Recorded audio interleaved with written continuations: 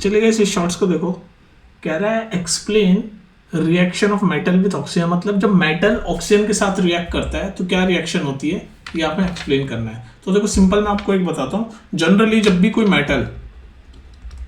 भी metal oxygen के साथ रिएक्ट करता है तो क्या बनता है, मेटल ऑक्साइड। ये आपको याद होना चाहिए, जब भी कोई मेटल ऑक्सीजन के साथ रिएक्ट करता है तो क्या बनता है, मेटल ऑक्साइड। जैसे अगर मैं एग्जांपल लिखूं इसका, तो जैसे मान लो आपके सामने ये कॉपर है, कॉपर एक मेटल है, इसको मैं ऑक्सीजन के साथ रिएक्ट कर रहा हूं तो क्या बनेगा, मेटल ऑक्साइड यानी कॉपर ऑक्साइड बन जाएगा, कॉपर ऑक्साइड।